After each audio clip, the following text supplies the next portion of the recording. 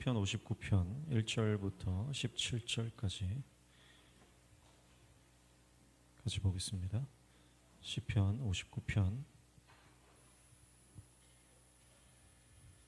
1절부터 17절 마지막 절까지입니다. 같이 읽겠습니다. 시작. 나의 하나님이여, 나의 원수에게서 나를 건지시고 일어나 치려는 자에게서 나를 높이 드소서. 악을 행하는 자에게서 나를 건지시고 피 흘리기를 즐기는 자에게서 나를 구원하소서. 그들이 나의 생명을 해하려고 엎드려 기다리고 강한 자들이 모여 나를 치려하오니 여호와여, 이는 나의 잘못으로 말미암음이 아니요 나의 죄로 말미암음도 아니로소이다. 내가 허물이 없으나 그들이 달려와서 스스로 준비하오니 주여, 나를 도우시기 위하여 깨어 살펴주소서. 주님은 만군의 하나님 여호와 이스라엘의 하나님이시오니 일어나 모든 나라들을 벌하소서. 악을 행하는 모든 자들에게 은혜를 베풀지 마소서. 그들이 점으로 돌아와서 개처럼 울며 성으로 두루 다니고 그들의 입으로는 악을 토하며 그들의 입술에는 칼이 있어 이르기를 누가 들으리요 하나이다. 여호와여, 주께서 그들을 비웃으시며 모든 나라들을 조롱하시리이다. 하나님은 나의 요새이시니 그의 힘으로 말미암아 내가 주를 바라리이다. 나의 하나님이 그의 인자하심으로 나를 영접하시며 하나님이 나의 원수가 보응받는 것을 내가 보게 하시리이다. 그들을 죽이지 마옵소서. 나의 백성이 잊을까 하나이다. 우리 방패되신 주여, 주의 능력으로 그들을 흩으시고 낮추소서. 그들의 입술의 말은 곧 그들의 입의 죄라. 그들이 말하는 저주와 거짓말로 말미암아 그들이 그 교만한 중에서 사로잡히게 하소서. 진노하심으로 소멸하시되 없어지기까지 소멸하사 하나님이 야곱 중에서 다스리심을 땅끝까지 알게 하소서. 그들에게 점으로 돌아와서 개처럼 울며 성으로 두루 다니게 하소서. 그들은 먹을 것을 찾아 유리하다가 배부름을 얻지 못하면 밤을 새우려니와 나는 주의 힘을 노래하며 아침에 주의 인자하심을 높이 부르오리니 주는 나의 요새이시며 나의 환난 날의 피난처이심이니이다. 나의 하나님이시여, 내가 주께 찬송하오리니 하나님은 나의 요새이시며 나를 긍휼히 여기시는 하나님이심이니이다. 아멘. 네, 옆에 있는 분하고 인사합시다. 사랑합니다. 축복합니다.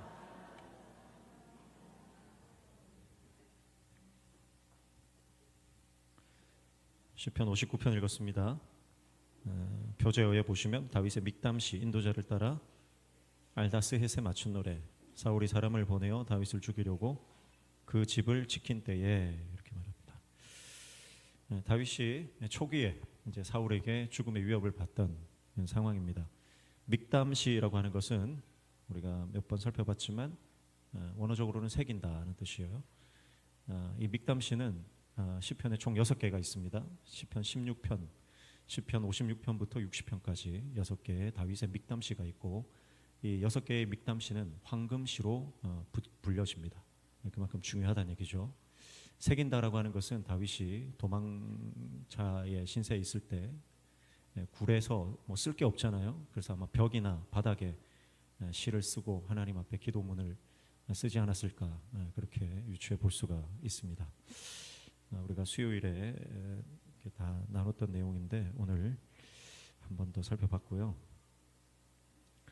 그래서 오늘 배경은 사무엘상 19장에 나오는 배경입니다.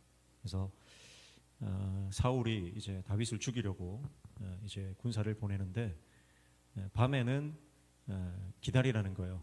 포위해놓고 기다리라. 왜냐하면 다윗과 함께 사는 아내가 사울의 딸이잖아요. 미갈이잖아요. 그래서 혹시나 딸까지 같이 죽일 수 있기 때문에 그 가족들까지 해하면 사울에게는 이게 굉장히 치명타가 되기 때문에, 그래서 아침까지 기다리라는 거예요. 그래서 얼굴을 확인하고 죽이라는 거예요. 그래서 이제 밤에 이제 자객들이 다윗의 집을 포위하고 있는, 완전히 봉쇄되어 있는, 좀 호르무즈처럼 봉쇄가 된 겁니다. 지금 풀었다 다시 열었다 뭐 계속 이러고 있는데 이제 곧 풀릴 것 같긴 합니다. 어쨌든 다윗이 그런 진퇴양난에 도무지 도망갈 곳이 없는 그런 상황인데, 이제 미갈이 꾀를 내서 그 창문으로 달아내리죠. 창문으로 달아내리고, 그리고 우상으로 그러니까 인형이라고 볼 수 있습니다. 인형으로 이제 다윗을 대신해서 침대에 눕혀놓고 뭐 염소 털로 꾸며가지고 다윗이 자는 것처럼 그렇게 꾸미는 그 장면이 사무엘상 19장에 이렇게 등장을 하는 것을 볼 수가 있습니다. 그래서 미갈이 다윗에게 도망가라는 거예요. 여기 있다가 죽는다. 도망가라. 그래서 나중에 이제 사울이 미갈을 추궁하잖아요. 왜 도망을 보냈냐 하니까 다윗이 나를 죽이려고 해서 어쩔 수 없었다. 이렇게 해서 넘어가는 장면입니다. 자, 그러니까 다윗은 지금 인생이 상승 곡선을 달리다가 갑자기 위기를 맞아서 완전히 하종가를 찍는 겁니다. 우리 인생도 그렇습니다. 잘 나갈 때가 있고 꼬꾸라질 때가 있습니다. 올라갈 때가 있고 내려갈 때가 있습니다. 성공할 때가 있지만 실패할 때가 있습니다. 앞날이 창창해서 분명히 뭔가 이루어질 것 같은 그런 상황이었는데 갑자기 상황이 급반전이 돼서 위기로 나락으로 떨어지는 때가 있습니다. 다윗이 지금 그런 때입니다. 다윗이 절체절명의 위기를 맞은 감당할 수 없는 어려움과 고통과 위기 앞에 놓여져 있는 다윗입니다. 그런 상황에서 다윗이 황금실을 쓰는 겁니다. 여러분, 그러니까 어쩌면 우리의 인생의 고난은 우리의 인생의 황금기입니다. 우리의 인생의 역경은 우리 인생의 하나님께서 일하실 절호의 타이밍입니다. 다윗의 믹담시라는 게 그런 거예요. 1절과 2절 보시면 나의 하나님이여 나의 원수에게서 나를 건지시고 일어나 치려는 자에게서 나를 높이 드소서 악을 행하는 자에게서 나를 건지시고 피 흘리기를 즐기는 자에게서 나를 구원하소서 그렇게 말합니다. 자, 나를 높이 들어달라고 합니다. 지금 나를 치는 사람들이 많은데 높이 들어달라. 이것은 그냥 높이 들어달라는 게 아니라 아무도 손도 못 댈 정도의 위로 올라가는 걸 말하는 겁니다. 우리 정진영 교사님 손을 이렇게 뻗으면 우리 손 아무도 안 닿잖아요, 그렇죠? 하나님이 드시면 그 누구도 닿을 수 없는 거예요. 하나님이 드시면 그 누구도 손댈 수 없는 그런 높은 차원으로 올라가는 것입니다. 이것은 하나님의 보호하심에 대한 요청이고요. 단순한 생명, 어떤 육체적인 그런 신변의 보호만을 말하는 것이 아니라 다윗은 하나님이 나를 높이 들어달라는 이 요청은 영적인 더 높은 차원으로 내가 들어가기를 원합니다라고 하는 그 영적인 요청이라고 볼 수 있습니다. 영적으로 하늘의 차원으로 들어가기 위한 다윗의 영적 갈망이다 이렇게 볼 수 있어요. 그러니까 다윗은 지금 위기를 만나고 어려움을 만났지만 위기가 극복되고 어려움이 돌파되는 것이 우선이 아니라 하나님과 함께하는 더 높은 영적 차원으로 들어가는 것에 대해서 더 관심이 있습니다. 그래서 1절이 어쩌면 이 시의 가장 중심이라고 볼 수 있고 주제라고 볼 수 있습니다. 그리고 이것은 마지막에도 동일하게 표현이 돼요. 그래서 16절, 17절 보시면 나는 주의 힘을 노래하며 아침에 주의 인자심을 높이 부르오리니 주는 나의 요새이시며 나의 환난 날의 피난처이심이니이다. 나의 하나님이시여 내가 주께 찬송하오리니 하나님은 나의 요새이시며 나를 긍휼히 여기시는 하나님이시니이다 그랬어요. 자, 하나님이 나를 높이 들어주셨어요. 그래서 다윗은 어떻게 합니까? 하나님을 높이겠다는 거예요. 내가 사람들이 이해할 수 없는 영적인 높은 고차원의 세계로 들어갔기 때문에 나는 그 차원에서 하나님을 노래하고 하나님을 예배하겠다는 겁니다. 그래서 그 영적인 지점이 어디냐면 바로 하나님이 계신 곳, 하나님의 임재가 있는 곳, 하나님의 그곳이 바로 나의 요새고 나의 피난처다. 그렇게 고백하는 거죠. 다윗의 고백은 뭐냐면 하나님, 내가 지금 어려움을 당했지만 내가 고통을 당했지만 내가 인생이 정말 나락으로 떨어지는 것 같은 상황이지만 내 영적인 상태는 가장 높은 곳에 있기를 원합니다. 하나님과 동행하기를 원합니다. 그래서 그곳에서 하나님을 예배하고 그곳에서 하나님을 찬양하고 그곳에서 하나님께 감사하며 그곳에서 모든 상황들을 믿음으로 돌파하기를 원합니다. 그게 다윗의 고백인 거예요. 얼마나 위대한 고백입니까? 그러니까 다윗은 기도하는 수준이 다른 겁니다. 우리랑 수준이 다른 거예요. 다윗의 이 차원이 다른 기도. 그래서 문제 앞에서 다윗은 포기하지 않고 기도합니다. 여러분, 그래서 옆에 사람하고 이렇게 한번 인사하면 좋겠어요. 옆에는 보시고 포기하지 말고 포기합시다. 자, 무슨 말이냐면 기도하지 않는 사람은 포기합니다. 이 상황은 포기하고 싶은 상황이에요. 그런데 믿음의 사람은 포기가 아니라 for기를 하는 거예요. 사기를 한다는 거예요. 기다리고 기대하고 기도하며 기적을 맛보는 인생이에요. 이게 사기, 포기. 그래서 한 믿음의 사람은 그 인생이 영적으로 사기 같은 인생이에요. 저는 오늘 우리 성도님들이 어떤 문제를 만나든 기도로 돌파하시기를 축복합니다. 기도하면 영적인 새로운 차원으로 올라갑니다. 그래서 문제를 만나면 만날수록, 여러분 파도를 잘 타는 사람은 높은 파도를 탈수록 더 서핑을 멋지게 합니다. 파도가 없으면 서핑을 못하는 거예요. 그래서 우리에게 어쩌면 문제는 그런 거예요. 파도와 같은 거예요. 그래서 믿음의 사람은 그 파도를 타고 높이 올라가는 겁니다. 오늘 저와 여러분이 문제 앞에서 수면 아래로 꼬꾸라지는 것이 아니라 그 파도를 타고 높이 비상하는 하나님의 종되시기를 축복합니다. 그래서 문제를 해석하는 그 시각이 완전히 다른 거죠.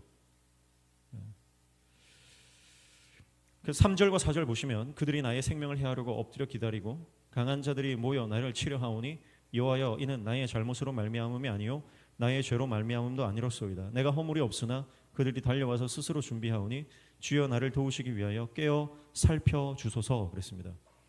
4절 마지막에 보면 깨어 살펴주소서 그랬습니다. 하나님 나를 좀 살펴주세요. 3절 앞에도 보면 생략이 되어 있는데 보소서라고 하는 히브리어가 생략이 되어 있습니다. 그러니까 3절과 4절은 하나님 나를 좀 봐주세요. 하나님 나를 주목해 주세요. 하나님의 시선이 나에게 머물기를 요청하고 있는 것을 볼 수가 있습니다. 그러니까 다윗의 인생의 태도는 뭐냐면 하나님 앞에서예요. 하나님 봐달라는 거예요. 우리는 어떻습니까? 하나님 좀 모른 척 해주세요. 우리 대부분 좀 기도가 그렇잖아요. 삶의 태도가 이번 시즌은 좀 주님 참아주세요. 조금만 기다려주세요. 애들 조금만 클 때까지 좀 기다려달라. 이번 프로젝트, 이번 사업만 좀 잘 될 때까지만 좀 기다려달라. 우리 대부분 그렇게 살지 않습니까? 근데 다윗은요, 하나님 지금 나를 좀 봐달라는 거예요. 지금 나를 살펴보라. 자세히, 조목조목, 구체적으로, 완전히 세밀하게 주님 나를 봐달라고. 근데 우리는요, 사람들의 시선을 의식하고 살아갑니다. 사람들의 시선을 의식하죠. 그래서 세상 사람들을 보면요, 좋은 차, 고급 차 타고 다니려고 하고 명품 옷 입고 다니려고 합니다. 그 자기 만족이 아니라 여러분 그거 사실 다른 사람 위한 거예요. 여러분 인생을 다른 사람 위해서 살면 안 됩니다. 나를 위해서 살아야죠. 내가 편해야 되고 내가 만족이 돼야 되고 내가 편안해야 되고 여러분 그렇게 살아야 되는 거 아닙니까? 근데 우리는 다른 사람의 시선 때문에 내가 불편하게 살아가요. 거기에 돈도 막 써야 되고 신경도 막 써야 되고 사람들의 시선과 사람들의 의식, 사람들의 이 시선 의식한다고 자유를 잃어버린 채 묶여서 살아가는 사람들이 얼마나 많은지 몰라요.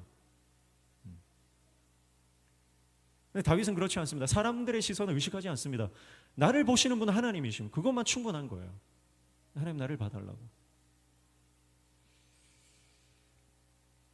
사람들이 봐주기를 원하는 인생은 고달픕니다. 서글픕니다.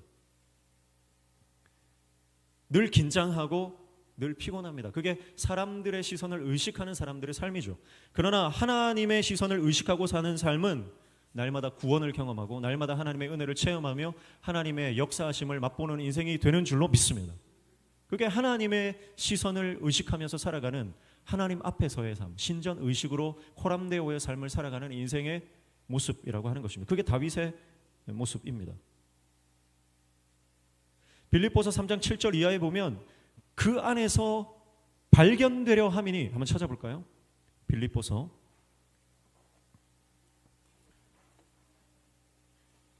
3장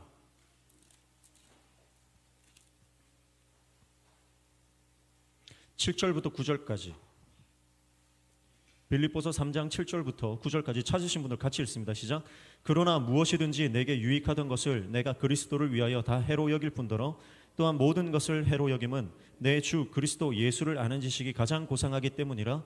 내가 그를 위하여 모든 것을 잃어버리고 배설물로 여김은 그리스도를 얻고 그 안에서 발견되려 함이니 내가 가진 의는 율법에서 난 것이 아니요 오직 그리스도를 믿음으로 말미암은 것이니 곧 믿음으로 하나님께로부터 난 의라. 아멘. 주님 안에서 내가 발견되기 위해서 내가 살아간다는 거예요. 그래서 주님이 나를 보시면 되는 거예요. 그래서 나머지는요 다 배설물이에요. 다 쓰레기예요. 음식물 쓰레기예요. 쓰레기통에 들어가야 될 것들이에요. 그런데 하나님 앞에서 발견되려고 하지 않는 인생은 쓰레기 붙들고 살아가는 인생이다, 그렇게 말하는 겁니다. 여러분, 쓰레기 붙들고 사는 인생 되지 않기를 축복합니다. 복음을 붙들고 가장 귀한 예수 그리스도를 붙들고 십자가 붙들고 주님 안에서 발견되어지는 인생 되시기를 축복합니다. 하나님이 주목하시는 인생이 되고 하나님이 인정하시는 인생이 되어야 하는 것입니다. 그래서 하나님의 사람은요, 불평과 원망이 없습니다. 주님의 몸된 교회와 그 나라를 위해 받는 고난이 영광이기 때문에, 하나님의 교회를 위해서 내가 받는 억울함이 영광이에요. 그러니까 섭섭한 게 없죠. 왜냐하면 우리는 그 안에서 발견되게 될 것이기 때문에, 주님 안에서 나의 모든 눈물과 나의 모든 희생과 나의 모든 억울함과 내가 주님의 교회를 위해서 하나님 나라의 영광을 위해서 땀 흘리고 피 흘리고 희생하고 포기한 모든 것들이 하나님 안에서 발견되어진다는 것이에요. 할렐루야.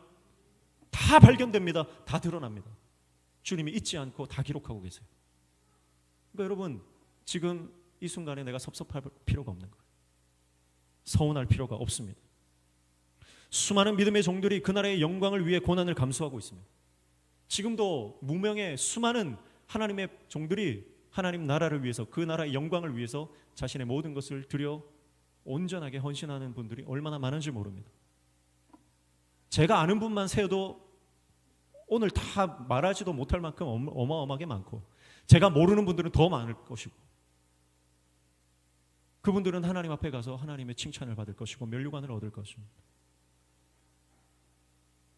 근데 우리도 다 주님 앞에 갈 것인데, 그리고 주님 앞에 내가 주님 나라를 위해서 헌신하고 희생한 것이 없다면, 그 나라를 위해서 내가 억울한 일을 당한 것이 없고 섭섭한 일을 당한 것이 없고 다 내 사리 사욕만 채우고 내 만족만을 채웠다면, 주님 앞에 갔을 때 우리가 어떻게 부끄러워서 머리를 들 수 있을까? 여러분, 오늘 내가 주님 앞에서 당한 모든 서럽고 억울한 일들이 면류관이 됨을 기억하시고, 오늘 내가 주님의 나라와 영광을 위해서 흘린 눈물이 하나님 나라의 별이 된다는 것을 여러분 기억하고, 주님 나라를 위해 달려가는 하나님의 사람, 하나님 나를 봐주십시오. 하나님의 시선을 피하지 않고 그분의 시선을 구하는 인생 되시기를 주님의 이름으로 축복합니다. 5절 보시면, 다시 본문으로 돌아가셨어요. 59편 5절 같이 읽습니다. 주님은 만군의 하나님 여호와 이스라엘의 하나님이시오니 일어나 모든 나라들을 벌하소서. 악을 행하는 모든 자들에게 은혜를 베풀지 마소서. 하나님께 다윗이 악을 행하는 자들에게는 은혜를 베풀지 말라고 그렇게 요청하고 있습니다. 실제로 우리가 살아가는 세상은 수많은 악인들이 있습니다. 그런데 그 사람들에게 은혜를 베풀어 달라고 우리가 기도해야 되잖아요. 그런데 다윗은 은혜를 베풀지 말아달라고 기도하고 있습니다. 이것은 다윗이 그들을 향한 긍휼이 없어서가 아니고 그들을 향한 불쌍히 여기는 마음이 없어서가 아니라, 지금 다윗은 악을 행하는 자들을 보면서 그들이 승승장구하고 악을 행하는 자들이 잘 나가는 인생을 보면서 자기가 혹시 스스로 악을 행하고 불법과 타협하고 그 악한 자들의 길에 행하는 것이 두려운 거예요. 다윗의 두려움은 이 땅에서 잘 안 되고 이 땅에서 죽고 이 땅에서 실패하는 것이 두려운 것이 아니라, 다윗의 두려움은 뭐냐면 내가 하나님을 버리고 불법과 타협하고 악한 길에 서는 것이 두려운 거예요. 그래서 다윗은 누구보다 하나님의 은혜를 잘 아는 사람이죠. 그 은혜가 얼마나 소중한지를 다윗은 잘 알고 있습니다. 그래서 악한 자들에게는 은혜를 베풀지 말아달라는 것은, 하나님 내가 이 불법과 악을 행하지 않는, 타협하지 않는 사람이 되기를 원한다는 그런 믿음의 결의라고 볼 수 있습니다.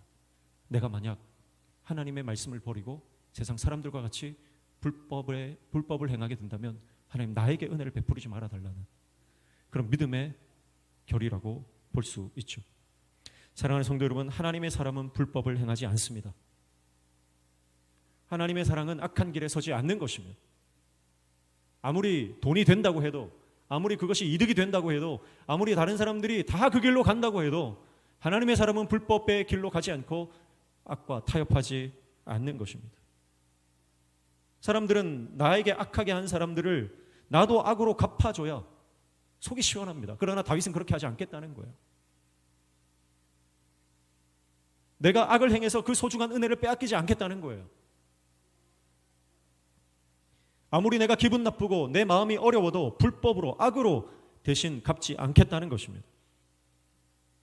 어떤 상황에도 은혜를 선택하겠다.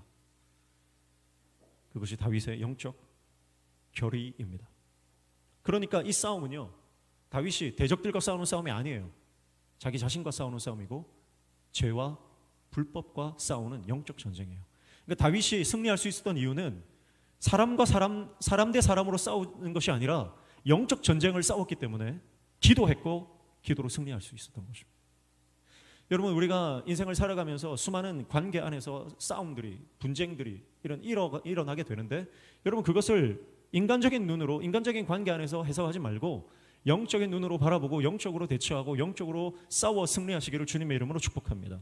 사람을 보면서 그 사람을 미워하지 말고 그 사람 배후에 있는 악한 영들을 대적하시고 그 사람은 믿음으로, 사랑으로, 긍휼로 품어야 되는 거예요. 쉽지는 않습니다. 그러나 우리는 이 싸움을 싸워야 됩니다. 그리고 이겨야 하는 줄로 믿습니다. 우리가 인간적으로 대처하지 않고 영적으로 하나님 말씀 붙잡고 순종하려고 애를 쓰면 주님께서 도와주시고 승리케 하실 줄로 믿습니다. 내 힘으로 싸우는 게 아니기 때문에, 성령께서 우리를 대신해 싸워주시기 때문에. 6절부터 9절까지 보시죠. 그들이 점으로 돌아와서 개처럼 울며 성으로 두루 다니고 그들의 입으로는 악을 토하며 그들의 입술에는 칼이 있어 이르기를 누가 들으리요 하나이다. 여호와여 주께서 그들을 비웃으시며 모든 나라들을 조롱하시리이다. 하나님은 나의 요새이시니 그의 힘으로 말미암아 내가 주를 바라리이다. 그렇게 말합니다. 지금 다윗의 주위에는 정말 이 들깨처럼, 지금이야 개들이 막 유모차 타고 다니고 막 이렇게 뭐 보자기에 싸고 다니고 하지만 옛날에는 그런 게 없었잖아요. 개들은 사나운 거예요. 들깨 만나면 무서운 거예요. 요즘도 키우다가 버린 개들이 들깨가 되어서 사람을 공격하는 일들이 종종 있는데, 특히 유대인들은 개를 부정한 짐승으로 생각하기 때문에 개를 절대 키우지 않거든요. 이 개들은 사실은 거의 맹수, 야수라고 보시면 돼요. 이 개들이 사방에 막 지금 다윗의 주위에 있다는 겁니다. 그런데요, 다윗이 뭐라고 하냐면 8절에 보시면 여호와여 주께서 그들을 비웃으시며 모든 나라들을 조롱하시리이다 그랬어요. 그러니까 다윗에게는 믿음이 있는 거예요. 주님이 그들을 비웃으신다는 거예요. 너무 무서운 존재지만, 너무너무 두려운 존재지만 그 두려운 존재가 다윗에게 평강을 빼앗아갈 수 없다. 여러분, 하나님을 붙잡는 다윗은 모든 두려움으로부터 자유케 되는 은혜를 얻습니다. 사방에 악한 자들이 둘러싸여 있어도 두렵지 않은 거예요. 두려운 감정들이 몰려와도 다시 하나님이 비웃으신다. 하나님이 그들을 비웃으신다. 이 말은 하나님이랑 그 들깨 같은 자들은 비교 대상 자체가 될 수 없다는 거예요. 여러분, 우리가 주님을 붙들 때 우리가 쉬지 않고 예배하며 멈추지 않는 찬양으로 하나님과 연결되어 있을 때 여러분, 어떤 두려움도 우리를 삼키지 못하게 되는 줄로 믿습니다. 제가 유튜브에 더 히든이라는 채널을 봤어요. 거기에 레바논 크리스천들이 소개가 되어 있더라고요. 레바논 땅은 지금 전쟁통에 지금 휩싸여 있습니다. 얼마나 많은 사람들이 지금 죽어나가는지 모릅니다. 그런데 이것은 하루 이틀의 얘기가 아니죠. 과거부터 계속해서 내전이 일어나고 있었고 또 테러 단체들의 활동이 얼마나 심한 땅인지 모릅니다. 그런데 그 레바논 땅, 그 전쟁통에 복음을 들고 사지로 나가는 수많은 크리스천들이 있다는 것을 그 채널을 통해서 알게 된 것입니다. 레바논 땅이 어떤 땅입니까? 레바논의 백향목. 정말 이 백향목들이 그 땅에 얼마나 많습니까? 그래서 그 백향목은 솔로몬의 궁전을 짓는 재료가 될 만큼 크고 아름다운 그리고 견고한 나무들이 있는 땅입니다. 두로와 시돈의 땅이죠. 예수님이 거니셨던 성지입니다. 그러나 그 땅은 지금 내전과 테러와 전쟁으로 지금 참혹한 땅이 되어 버렸습니다. 그런데 그 땅에 지금 수많은 무슬림들이 교회로 돌아오고 있다는 겁니다. 수많은 무슬림들이 이 전쟁통에 주님께로 돌아오고 있다는 거예요. 실제로 그 땅에 그 땅에 지금 위급하기 때문에 예수님께서 무슬림들이 기도할 때 찾아가셔서 예수님이 나타나셔서 그들이 예수님을 만나고 돌아오는 역사들이 막 일어난다는 거예요. 실제로 어떤 그 간증을 보니까 무슬림이 이 기도를 하는데 누가 등에 툭툭 치더라는 거예요. 보통 기도할 때 절대 안 건드리거든요, 무슬림들은. 근데 누가 계속 치니까 뒤를 돌아보니까 예수님이 서 계시더라는 거예요. 대번에 알아보는 거죠. 예수님이라는 거.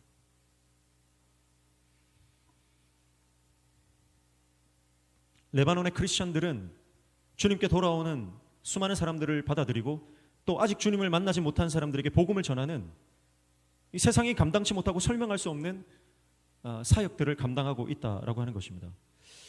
과거에 베이루트에 큰 대폭발이 있었죠.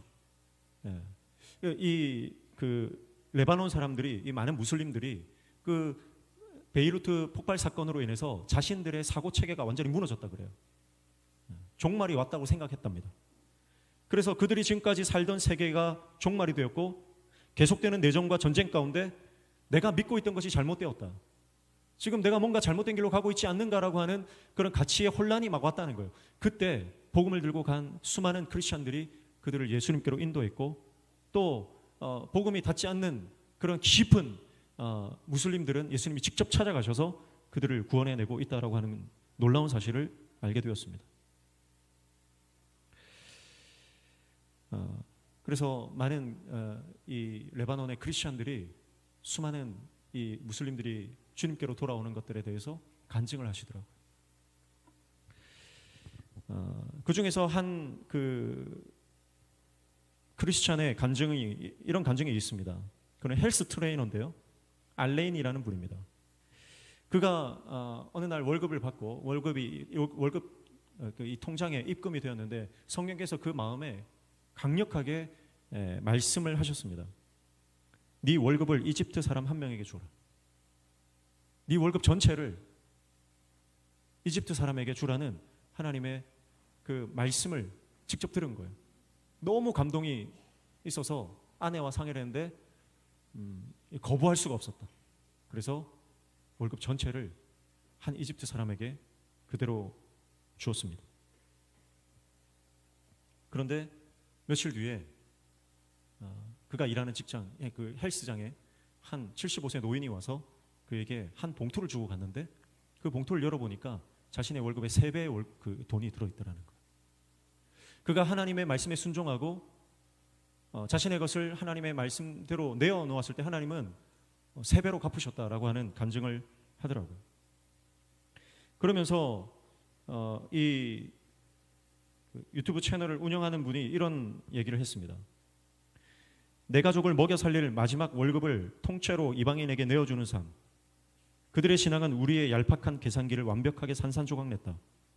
머리로 계산하기를 멈추고 바보처럼 순종했을 때 하나님은 이들의 벽을 넘으시고 3배로 갚으셨다. 그렇게 나레이션을 깔더라고요.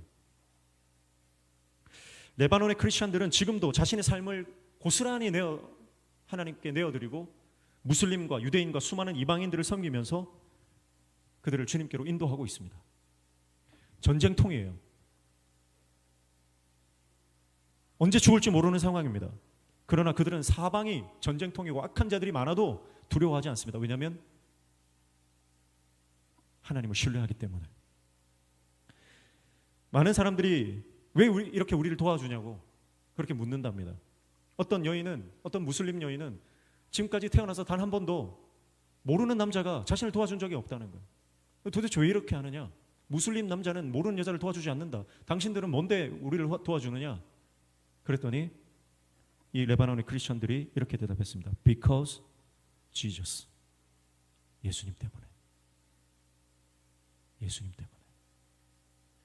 그들의 섬김과 그들의 삶의 헌신을 통해서 예수님께로 돌아오는 수많은 무슬림들이 있다는 거예요.